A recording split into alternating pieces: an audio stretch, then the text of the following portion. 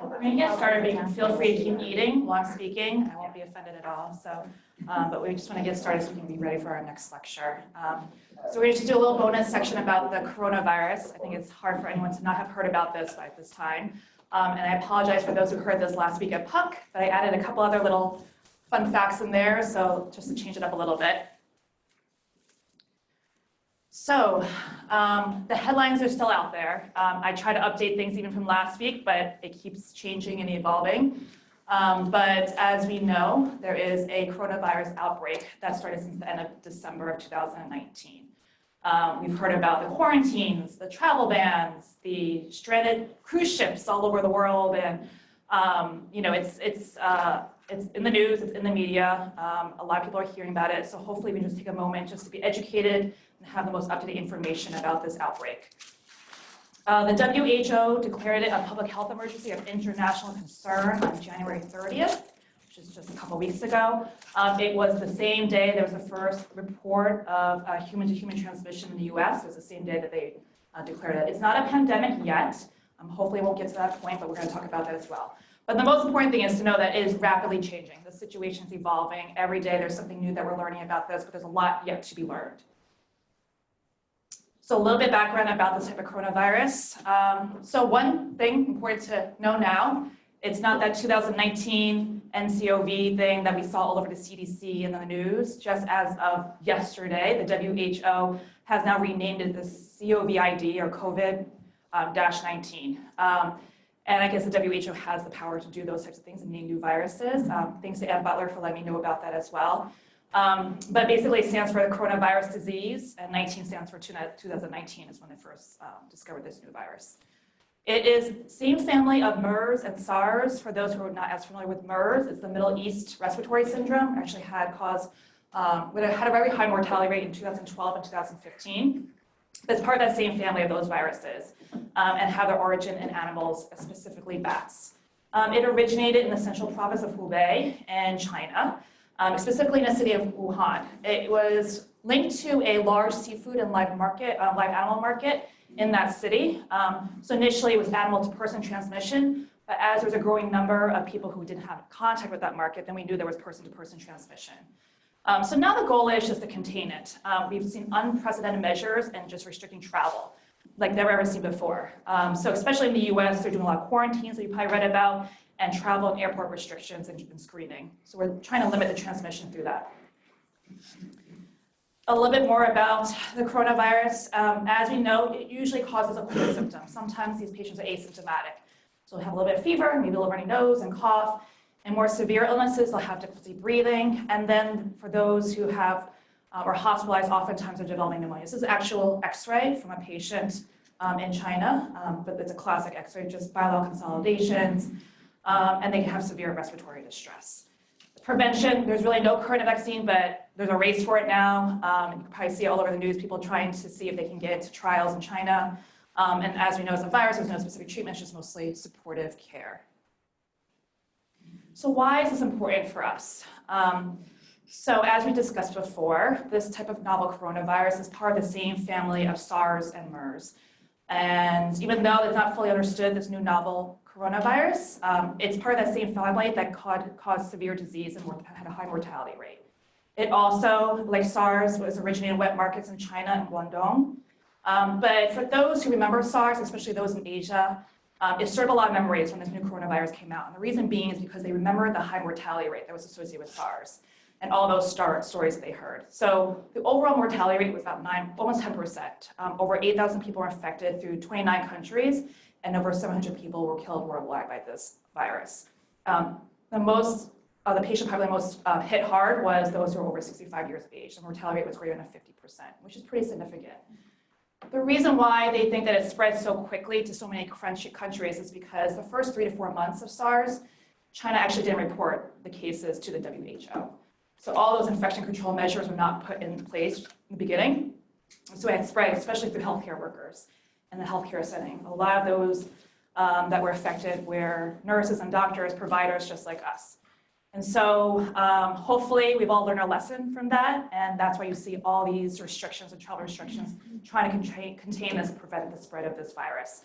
Up to last week, there was 60 million people still on lockdown in China.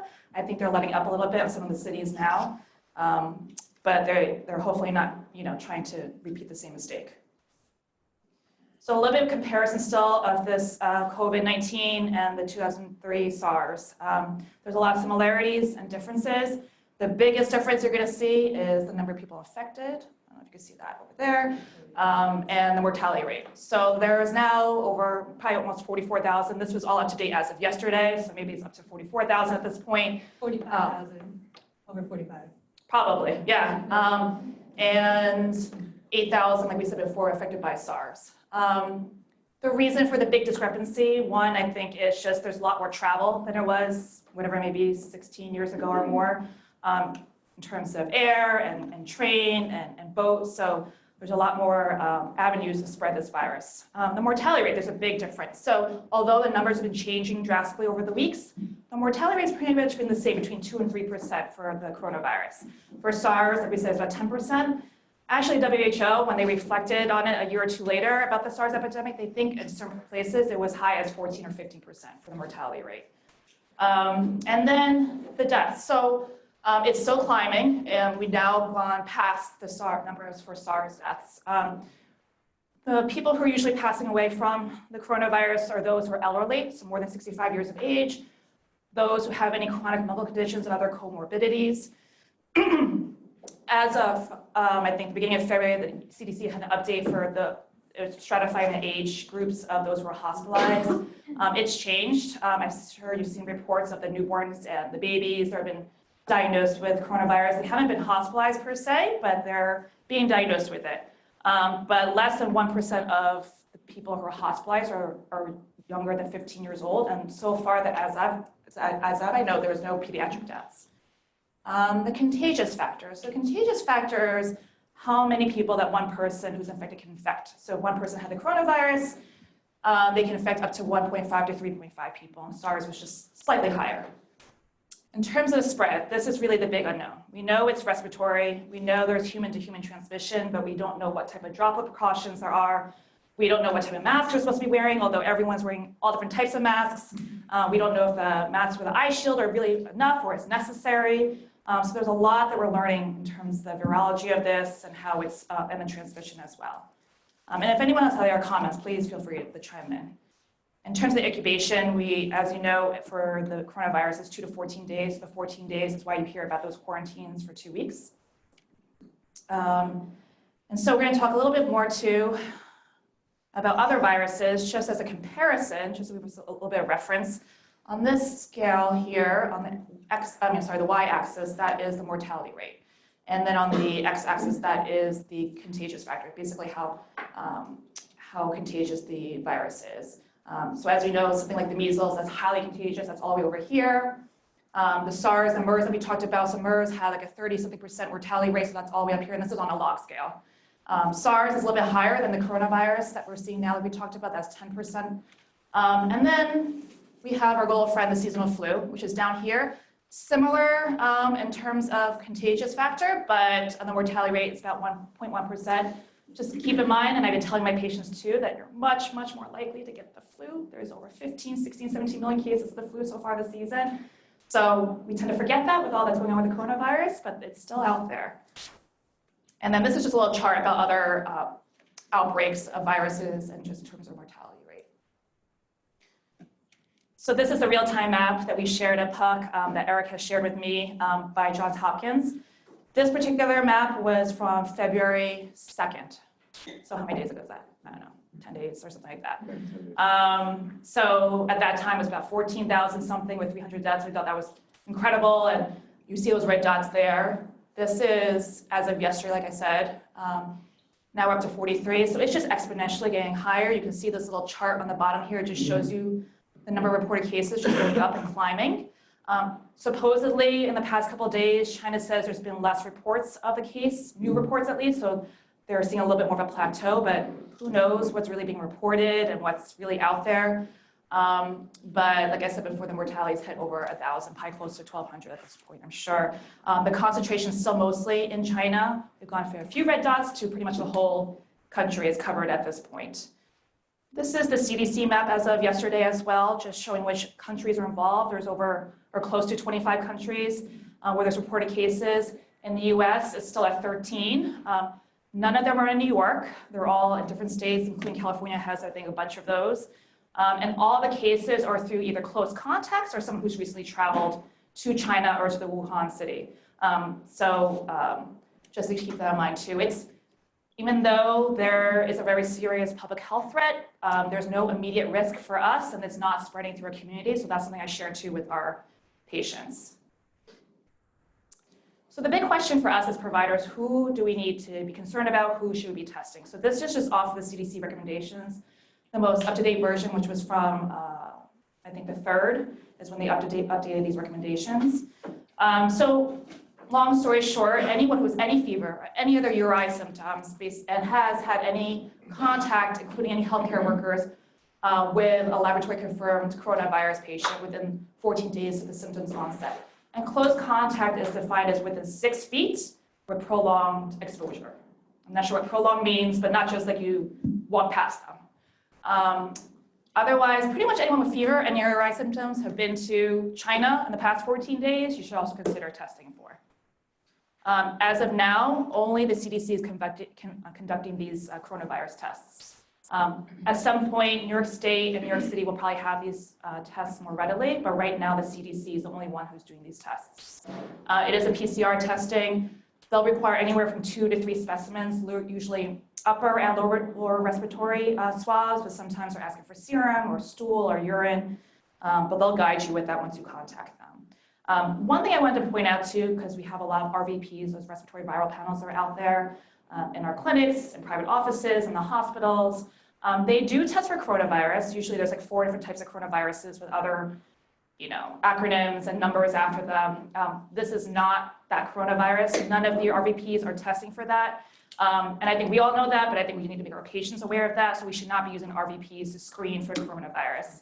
And inform them too when you get those results that it's a coronavirus, that it's not this, that there's no need to worry. It's the common cold that you usually get. But it's just something to be mindful about. So what should we do at PN Pediatrics? It's important to be prepared for this.